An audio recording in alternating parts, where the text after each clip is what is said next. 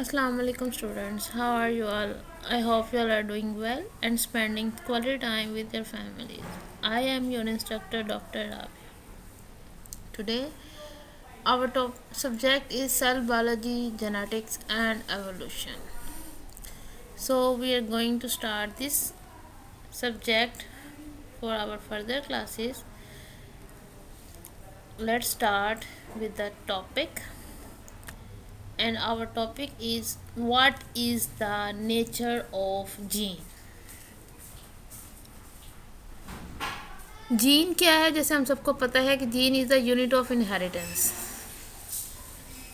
It transfer the information from one generation to another generation in the form of gene. Gene occupy the specific position that they are located on the chromosomes, and the genes are those that play an important role or play the role in the synthesis of the proteins. तो jeans जो है एक heredity inherited unit है, ठीक है, जो कि chromosomes पे लोकेटेड होती हैं और इनका जो काम होता है ये क्या करती हैं, ये डायरेक्ट करती हैं सिंथेसिस ऑफ प्रोटीन्स को. जीन के लिए समझने के लिए हमें दो चीज़ों का पता होना चाहिए, इंट्रॉन एंड एक्सॉन. ठीक है, अगर हम जीन में इंट्रॉन एक्सॉन की बात करें तो जीन में जो नॉन कोडिंग रीजन होता है उसको हम इंट्रॉन कहते हैं, और जो कोडिंग रीजन होता है उसको हम क्या कहते हैं, उसको हम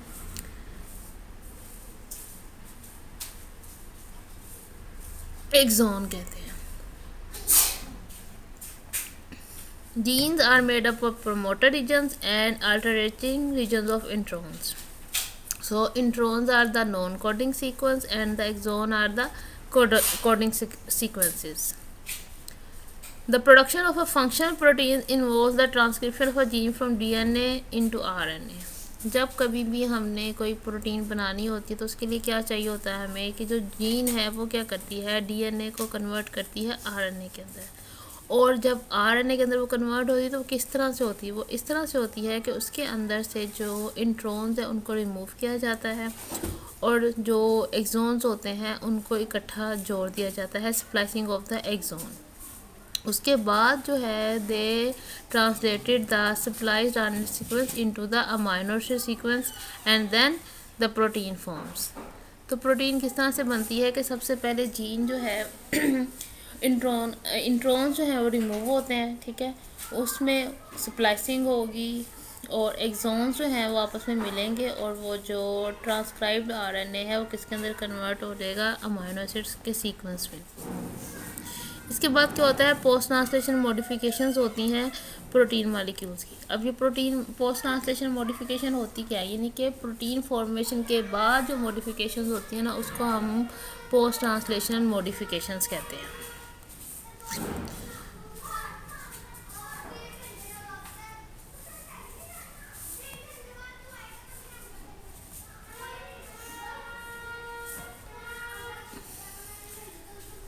So the genes that are made up of the promoter regions and the introns, these are the non-coding sequence, and the exon that are the coding sequence. Let's see the diagrams. In the diagram you can see the gene, exon in the dark blue color, intron in the red color. So there is alternating a gene comprising on promoter. Promoter is the region that is present before the exon. So when the transcription starts, the promoter will start the transcription, and here you can see the RNA that contain the exon and the intron. Intron are in the red color and exon are in the blue color.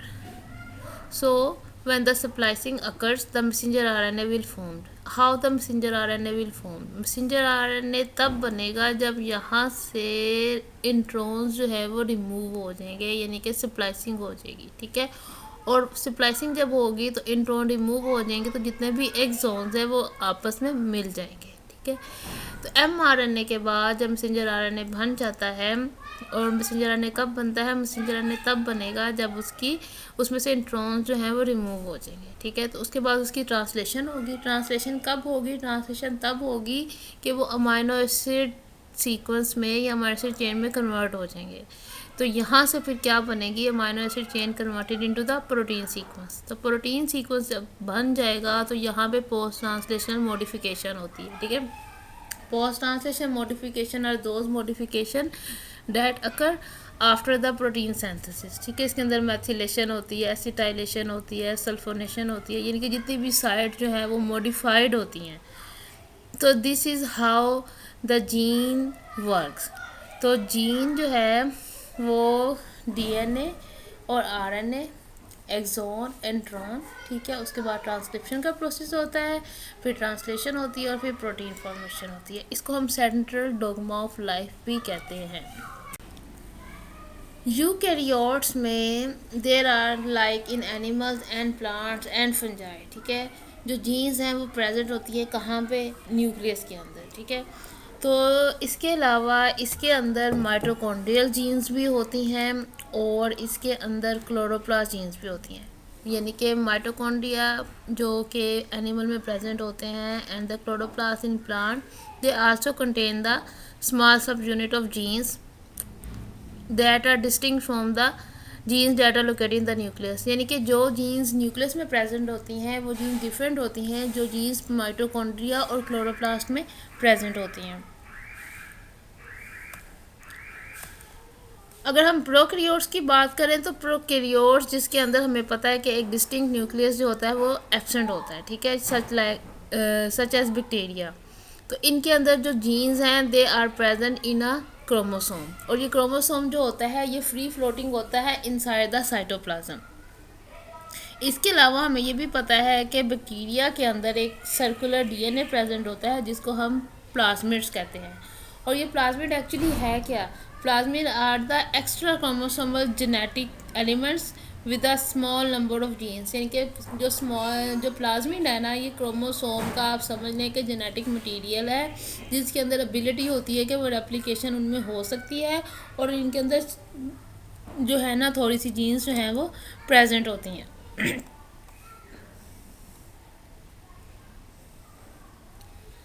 अब हर organism में जो है ना number of jeans जो होती हैं ना वो वेरी करती हैं, यानी कि ये नहीं है कि एक ऑर्गेनिज्म में अगर इतनी जीन है तो दूसरे ऑर्गेनिज्म में भी उतनी ही जीन होंगी, ठीक है।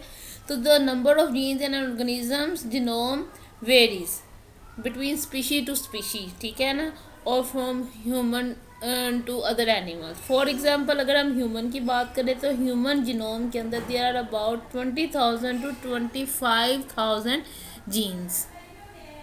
तो ह्यूमन बीइंग्स में तकरीबन कितनी 20 से 25,000 तक जीन्स जो है ना वो प्रेजेंट होती हैं। इसी तरह से अगर हम ई-कोलाई की बात करें तो उसके अंदर तकरीबन जो है वो 5,416 जीन्स जो हैं वो प्रेजेंट होती हैं। तो इसी तरह से जो सबसे कम जीन्स है ना वो किसके अंदर प्रेजेंट होती है? एक बैक्टीरियम के अंदर जिसको हम माइकोप्लाज्मा कहते हैं, जिसमें जस्ट 517 जीन्स जो हैं वो प्रेजेंट होती हैं।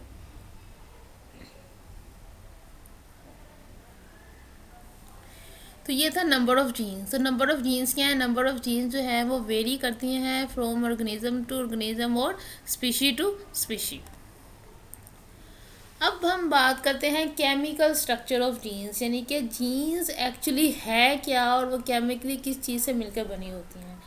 तो genes are composed of deoxyribo nucleic acid, हमें पता है डीएनए है, ठीक है, लेकिन हमें पता है कि वायरस के अंदर डीएनए नहीं होता, ज़्यादातर आरएनए होता है। तो जो वायरल जीन्स हैं वो आरएनए से मिलकर बनी होती हैं और जबकि दूसरी जो जीन्स हैं वो डीएनए से मिलकर बनी होती हैं। अब अगर हम डीएनए के स्ट्रक्चर की बात करें कि एक्चुअली डीएनए है क्या, तो हमें पता है कि DNA is a molecule that is composed of 2 chains of nucleotides, ठीक है। उसके अंदर 2 न्यूक्लियोटाइड्स चेन्स होती हैं जो कि आपस में वाइंड होती हैं, ठीक है। वाइंड का मतलब है इर्द गिर्द आपस में लिपटी हुई होती हैं, जस्ट लाइक अ ट्विस्टेड लैडर, यानी कि अगर लैडर को ट्विस्ट कर दिया जाए, ट्विस्टर आपने कैंडी देखी होगी, ठीक है। ट्विस्टर कैंडी क्या है? कि उसमें दो तरह के डिफरेंट जो है वो लेटर जो है वो आपस में ट्विस्ट किए होते हैं, ठीक है, तो इसको बोलते हैं ट्विस्टर। तो DNA is also just like a twister candy, जिसमें डीएनए जो है उसमें न्यूक्लियोटाइड्स की दो जो है वो लेटर्स होती हैं और they are in the form of twister. इसके अलावा अगर हम बात करें कि ये न्यूक्लियोटाइड्स एक्चुअली है क्या, the sides of the ladders are made of sugar and phosphate. अब जो वो लेडर है उसकी जो साइड वाली है वो किससे मिलकर बनी होती है, शुगर एंड फॉस्फेट से। And the rungs are formed by bonded pair of nitrogen bases. अगर आप सीढ़ी की बात करते हैं तो सीढ़ी जिससे हम स्टेयर्स जब हम जो हमने सहारा लिया होता है, जो सपोर्ट होती है वो समझ लें कि वो किससे मिलकर बनी हुई है, शुगर एंड फॉस्फेट से। और स्टेयर्स जो हम ऊपर चढ़ने के लिए इस्तेमाल करते हैं जिसको हम रंग्स बोलते हैं, they are made up of nitrogenous bases.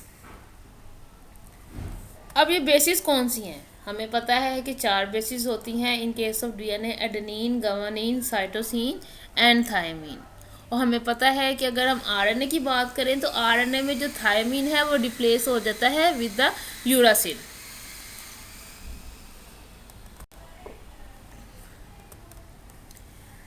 अब हमें ये भी पता है कि इनके अंदर बॉन्डिंग कैसे होती है। हमें पता है कि डीएनए के अंदर जो ए है वो किसके साथ जाके बाइंड करता है, वो हमेशा टी के साथ बाइंड करता है, ठीक है। तो ए और टी की फॉर्मेशन होती है, इसी तरह से सी और जी की होती है। अब हमें पता है कि इसमें 2 तरह से होती है, एडेनिन, गुआनिन, साइटोसिन, थायमीन है ना, 4 तरह की बेसिस हैं। तो वो प्यूरिन और पायरिमिडीन होती हैं, ठीक है ना। एक प्यूरिन के साथ हमेशा एक पायरिमिडीन होती है और पायरिमिडीन के साथ हमेशा एक प्यूरिन होती है, ठीक है, यानी कि लार्जर बेस के साथ हमेशा एक स्मॉलर बेस होगी। तो ए जो कि एडेनिन जो कि लार्जर बेस है उसके साथ थायमीन अटैच होगी, इसी तरह साइटोसिन जो एक लार्जर बेस है उसके साथ कौन सी बेस अटैच होगी, गुआनिन जो कि स्मॉल बेस है, ठीक है। और हमें ये भी पता है ए और टी के अंदर कौन सा बॉन्ड होता है, डबल बॉन्ड होता है, जबकि सी और जी के दरमियान जो है वो ट्रिपल बॉन्ड होता है।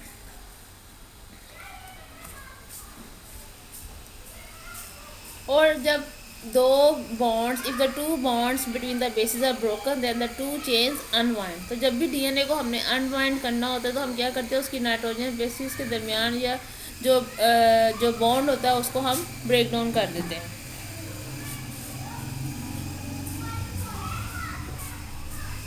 अब इससे होगा क्या, जब if the bonds between the bases are broken the two chains unwind. और क्या होगा, जो फ्री न्यूक्लियोटाइड्स हैं within the cell attach themself to the expose bases of the non separated chain, यानी कि जो उसकी बेसिस है वो क्या हो जाएंगी, एक्सपोज्ड हो जाएंगी इनटू द सेपरेटेड चेन्स। तो हमारे पास 2 तरह की चेन आ जाएगी, यानी कि हम कह सकते हैं कि 2 तरह के स्ट्रैंड आ जाएंगे, ठीक है। दोनों उन स्ट्रैंड्स को हम टेम्परेट स्ट्रैंड्स कहते हैं जिन्होंने आगे जाके डीएनए की रेप्लिकेशन में मदद करना होता है।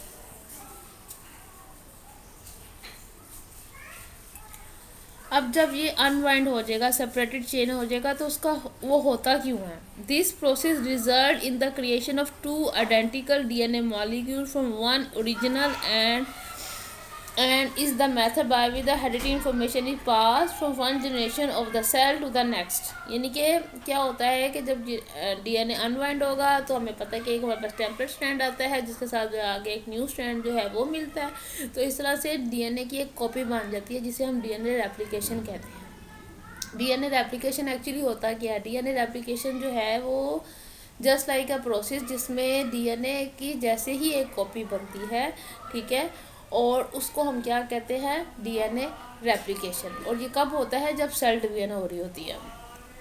तो इस तरह से जनरेशन जो हेरिडिटरी इंफॉर्मेशन है वो जनरेशन टू जनरेशन जो है वो पास ऑन होती है। तो ये थी कि जीन की केमिकल स्ट्रक्चर क्या है। केमिकल स्ट्रक्चर के बाद उसका हमें पता है कि वो डीएनए पे मुश्तमिल होता है और आरएनए। फिर इसके बाद जब रेप्लिकेशन हो जाती है डीएनए की, तो जो नेक्स्ट स्टेप है वो क्या है, gene transcription and gene translation.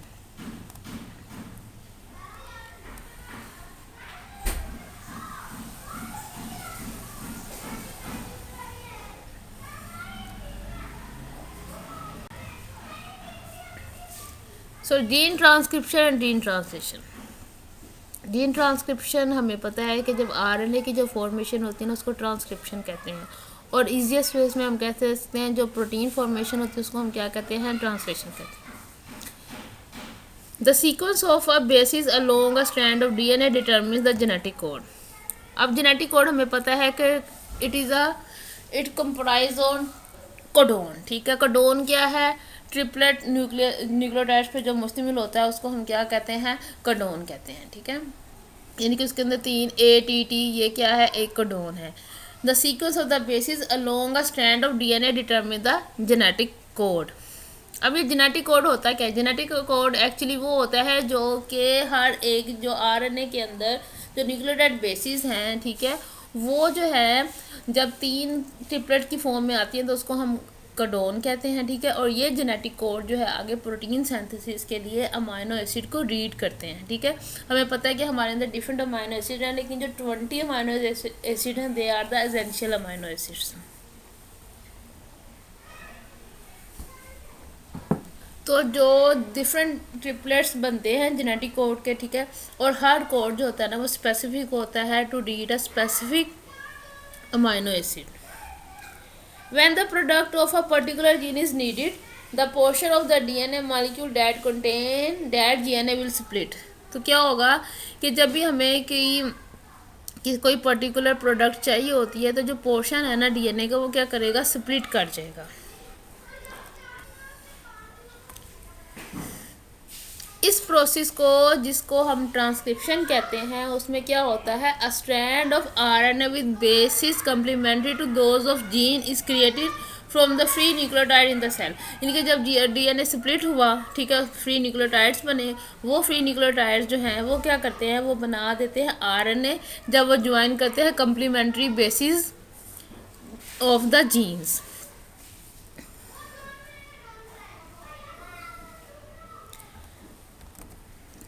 अब आरएनए एक्चुअली है क्या, आरएनए जस्ट लाइक वैसे ही है जैसा कि डीएनए है, लेकिन हमें पता है कि डीएनए में थायमिन प्रेजेंट होती है जबकि आरएनए के अंदर एक बेस जिसे यूरासिल कहते हैं वो प्रेजेंट होती है instead of thymine.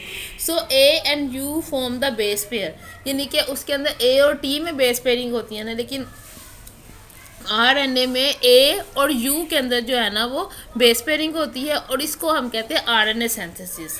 So the single chain of RNA called the messenger RNA. अब जब आरएनए सिंथेसिस होगी तो यहाँ पे सिंगल चेन बनेगी जिसको हम क्या कहते हैं, messenger RNA. During translation a second type of RNA जिसे हम ट्रांसफर आरएनए कहते हैं match up the nucleotide on messenger RNA with specific amino acid. तो ट्रांसलेशन में क्या होता है, एक जो ट्रांसफर आरएनए है वो क्या करता है, न्यूक्लियोटाइड के साथ मैचअप होता है और messenger RNA with a specific amino acid and each set of 3 nucleotide code for 1 amino acid. जैसे कि मैंने आपको बताया था कि जो कोडोन है वो ट्रिपलेट ऑफ 3 न्यूक्लियोटाइड्स है, ठीक है, और they are specific for 1 amino acids. The series of amino acid build according to the sequence of the nucleotide from the polypeptide chain. इस तरह से ज़रा जो है वो अमाइनो एसिड जो है ना वो किसके अंदर, उसके न्यूक्लियोटाइड से एक पॉलीपेप्टाइड चेन बन जाता है। यानी कि जो जिस तरह जो कोडोन है वो रीड करते जाते हैं अमाइनो एसिड के तो वो पॉलीपेप्टाइड चेन बना देते हैं। All proteins are made from 1 or more linked polypeptide chain. तो जितनी भी प्रोटीन्स हैं ये जब पॉलीपेप्टाइड चेन या एक से ज़्यादा पॉलीपेप्टाइड चेन जब लिंक करती हैं तो वो क्या बनाती हैं, प्रोटीन। अगर हम बैक पे जाएं तो उसके अंदर स्ट्रक्चरल जीन्स थी, ठीक है, ऑपरेटर जीन्स थी, इसके अलावा इसके अंदर रेगुलेटर जीन्स थी। तो ऑपरेटर जीन्स और जो स्ट्रक्चरल जीन्स हैं उनको हम क्या कहते हैं, ऑपरोन्स। इसके अलावा रेगुलेटर जीन्स जो है वो क्या करती हैं, they make a small protein जिसको हम क्या कहते हैं, रिप्रेसर्स।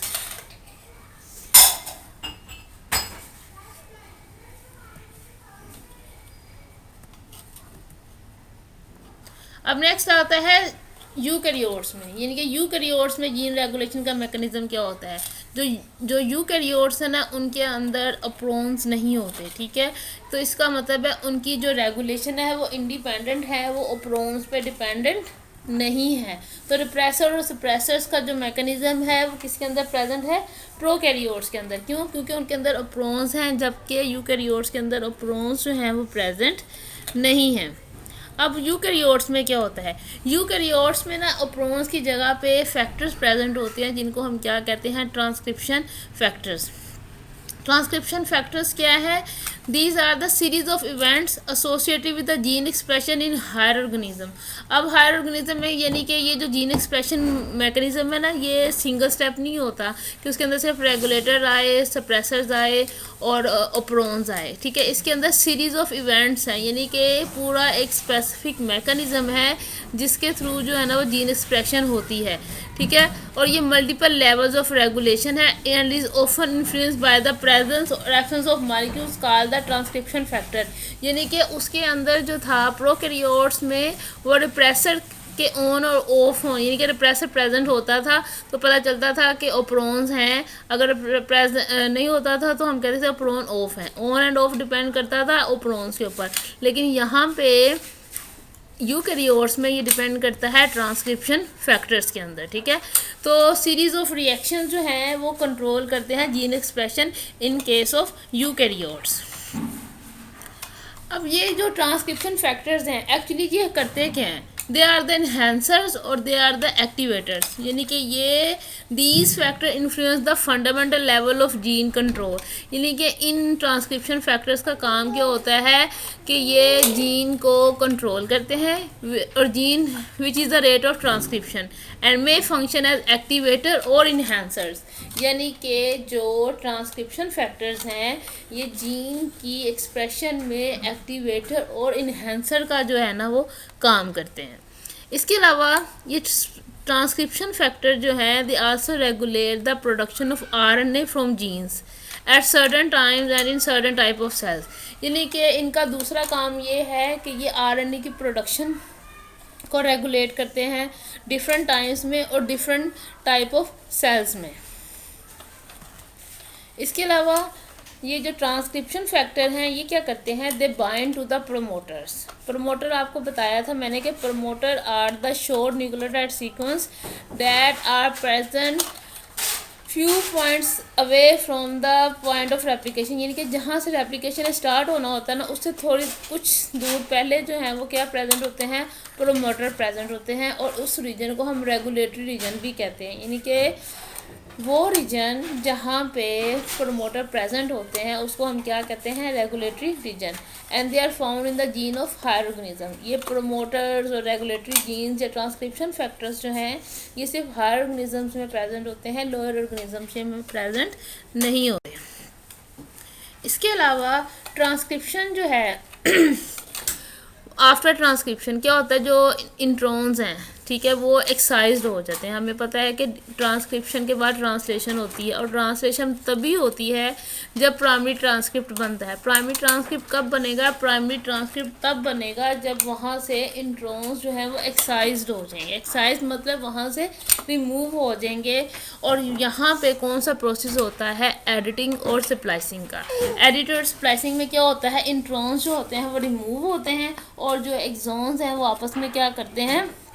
मिल जाते हैं। यानी कि जब वहाँ से इंट्रॉन रिमूव हो जाएंगे तो एक्सॉन्स जो हैं वो आपस में मिलके एक लॉन्ग चेन बनाते हैं, ठीक है। उसके अंदर फिर उसको हम क्या कहते हैं? Primary transcript. और इस वजह से क्या बनता है? फंक्शनल mRNA बनता है। mRNA कब बनेगा? जब इंट्रॉन्स रिमूव हो जाएंगे और जो एक्सॉन्स हैं वो आपस में मिल जाएंगे।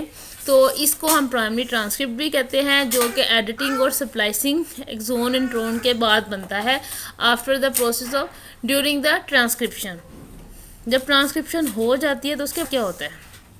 फॉर एग्जांपल अगर आप ये डायग्राम देखो, ठीक है, ये है यूकैरियोट्स के अंदर। यूकैरियोट्स में मैंने आपको बताया था रेगुलेटर जीन्स होती हैं, ठीक है। रेगुलेटर जीन्स के अलावा इसके अंदर ऑपरेटर्स होते हैं और स्ट्रक्चरल जीन्स होती हैं, ठीक है। O stand for the operators और स्ट्रक्चरल जीन्स क्या? A, B and C. ये स्ट्रक्चरल जीन्स यानी कि कोई सी भी जीन हो सकती हैं। तो ऑपरेटर और स्ट्रक्चरल जीन्स को हम क्या कहते हैं? ऑपरोन्स कहते हैं। अब रेगुलेटर जीन्स ने क्या करना था? मैंने आपको बताया था they regulate the formation of messenger RNA. अब जब रिप्रेसर अटैच होगा, ठीक है, तो रिप्रेशन होगी, उसका मतलब है वो ऑपरेटर इज़ ऑन, ठीक है। जब ऑपरेटर ऑन होगा फिर इंडक्शन होगी, ठीक है। इंडक्शन होने के बाद मैसेंजर आरएनए जो है वो रिप्रेसर के साथ जब बाइंड करेगा, मेटाबोलाइट्स डिफरेंट आएंगे तो उसके अंदर इंड्यूसर रिप्रेसर कॉम्प्लेक्स बन जाता है। अब ये इंड्यूसर रिप्रेसर कॉम्प्लेक्स कब बनता है? जब रिप्रेसर और मेटाबोलाइट्स जो हैं वो आपस में मिलते हैं। तो क्या होगा कि मैसेंजर आरएनए बनेगा, मैसेंजर आरएनए से प्रोटीन बनेगी और वो जो इंड्यूसर रिप्रेसर्स हैं वो क्या हो जाएंगे? सेपरेट हो जाएंगे। और इस तरह से जो प्रोटीन फॉर्मेशन जब होगी तो उसमें दे जस्ट ओनली पार्टिसिपेट, वो यूटिलाइज नहीं होते, वो सिर्फ पार्टिसिपेट करते हैं to enhance the protein formation. तो दे आर द इनहेंसर। बस in eukaryotes we will see that the enhancers are the transcription factors, not the operons और ओप्रॉन्स, क्योंकि ओप्रॉन्स जो हैं वो यूकैरियोट्स में एब्सेंट होते हैं। तो that is all about the structure and the nature of genes. तो हमने ये देखा कि जीन्स जो है क्या है, ये they are the unit of inheritance, जो कि कहाँ पे प्रेजेंट होते हैं? They are present on the chromosomes, ठीक है। तो इसके बाद जब वो क्रोमोसोम पे प्रेजेंट होते हैं तो इनका फंक्शन क्या होता है? They direct the synthesis of proteins, इन्होंने प्रोटीन्स बनानी होती है। अब जीन के अंदर मैंने आपको बताया था उसके अंदर एक्सोन्स होते हैं, उसके अंदर इंट्रोन्स होते हैं। तो ट्रांसक्रिप्शन होती है, ट्रांसक्रिप्शन तब होगी जब उसमें से जो है ना वो प्रमोटर्स के बाद यानी कि आरएनए फॉर्मेशन आएगी तो उसको हम ट्रांसक्रिप्शन कहते हैं। फिर जब आरएनए के बाद स्प्लाइसिंग होती है जो एमआरएनए में कन्वर्ट होता है। ये एमआरएनए जो है वो कब बनता है? जब इंट्रॉन उसमें से रिमूव हो जाते हैं और एक्सॉन सारे इकट्ठे हो जाते हैं। एमआरएनए के बाद ट्रांसलेशन होगी, यानी कि स्प्लाइसिंग के बाद ट्रांसलेशन होगी। जो एमआरएनए है वो अमाइनो एसिड चेन में कन्वर्ट होगा और अमाइनो एसिड चेन जो है वो किसके अंदर कन्वर्ट हो जाएगी? प्रोटीन के अंदर। और फिर प्रोटीन फॉर्मेशन के बाद मैंने आपको बताया था डिफरेंट मॉडिफिकेशंस आती हैं जिसको हम पोस्ट ट्रांसलेशनल मॉडिफिकेशन कहते हैं। प्रोटीन फॉर्मेशन से पहले जितनी भी होती है वो प्री ट्रांसलेशनल है, यानी कि ट्रांसलेशन स्टार्ट होने तक जितनी भी मॉडिफिकेशन आएगी। लेकिन जब प्रोटीन बन जाएंगी तो उसके बाद जो मॉडिफिकेशंस आती हैं उसको हम क्या कहते हैं? Post translational modifications. फिर मैंने आपको बताया कि जीन्स के अंदर क्या होते हैं? प्रोमोटर्स होते हैं, ठीक है। और इसके अलावा इसके अंदर इंट्रोन एक्चुअली होता क्या है? Intron are the non coding region और एक्सोन्स क्या हैं? They are the coding regions, ठीक है। तो फंक्शनल प्रोटीन्स बनाने के लिए ज़रूरी है कि उसमें से इंट्रोन जो है उसको हम क्या कर दें? रिमूव कर दें। फिर हमने ये देखा, मैंने आपको ये बताया कि जो यूकैरियोट्स हैं, ठीक है, उसके अंदर जो जीन्स हैं वो कहाँ पे प्रेजेंट होती हैं? Within the nucleus present होती हैं। अब यूकैरियोट्स में एनिमल्स भी आते हैं, प्लांट्स भी आते हैं, एल्गी भी आती है, फंजाई भी आती है, ठीक है। इसके अलावा माइटोकॉन्ड्रियल जीन्स भी होती हैं और क्लोरोप्लास्ट जीन्स भी होती हैं, ठीक है। क्लोरोप्लास्ट जीन्स ज़्यादातर प्लांट्स के अंदर प्रेजेंट होती है और माइटोकॉन्ड्रियल जीन्स जो हैं वो एनिमल्स में प्रेजेंट होती हैं। अब माइटोकॉन्ड्रिया और क्लोरोप्लास्ट के अंदर जो जीन्स होती हैं वो टोटली डिफरेंट होती हैं from the genes that are present in the nucleus. इसके अलावा मैंने आपको बताया कि जो बैक्टीरिया है उसके अंदर क्योंकि न्यूक्लियस तो एब्सेंट होता है तो उसका जो थ्रेड लाइक स्ट्रक्चर है जिसको हम डीएनए कहते हैं वो कहाँ पे प्रेजेंट होता है? वो साइटोप्लाज्म में फ्री फ्लोटिंग फॉर्म में प्रेजेंट होता है। इसके अलावा मैंने आपको ये बताया कि बैक्टीरिया के अंदर क्या होता है? बैक्टीरिया के अंदर प्लाज्मिड्स होते हैं।